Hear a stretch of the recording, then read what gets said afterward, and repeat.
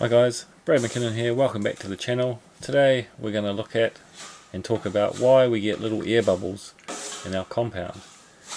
You can see here I'm just putting on a second coat. It doesn't normally happen with the first coat, it always happens with the second coat and subsequent coats after the first. You can see here all the little air bubbles starting to come out there.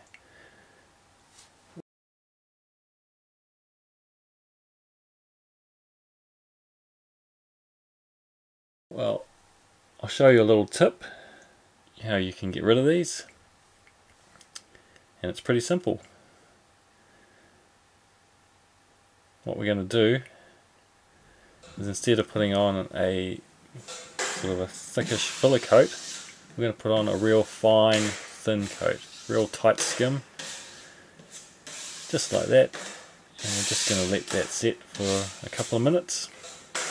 Then we're going to come back and do our filler coat, and you'll see that you won't get any air bubbles. I'm just going to show you here, and we're just going to talk about it here for a little bit on these couple of other patches here. Just putting that filler coat on there, and you can see the air bubbles starting to come through. Now right in the middle of these patches you can see there's no air bubbles, and that's because I've put a new piece of drywall or a new piece of plasterboard in. These are all little old holes.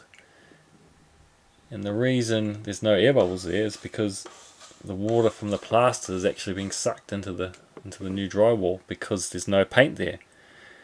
Where the air bubbles are coming up is where there's a sealer coat of paint on there. So the water cannot go through the paint, cannot be sucked through the paint to sort of dry. The water has to escape through the front of the plaster, and it creates these air bubbles so it can dry. So that's the reason we get them. And to avoid them, it's pretty simple. Do a real tight coat, tight skim coat, like that. Then it's essentially drying just from the front. There's not a lot of plaster on there, so it doesn't have to, it won't bubble. So, but if you have to put that filler coat on, just let it stand for 2 or 3 minutes. And then come back here like we've just done and put your filler coat on, and you won't get any air bubbles.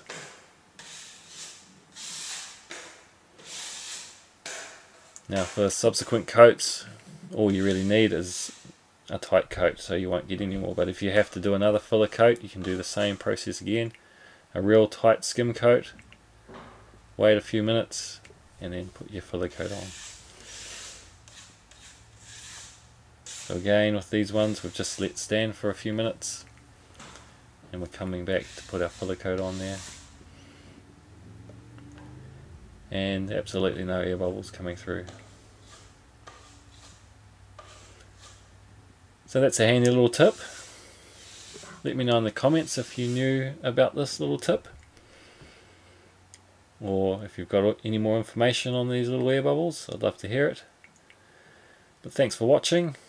Hope you learned something, and I'll see you on the next one.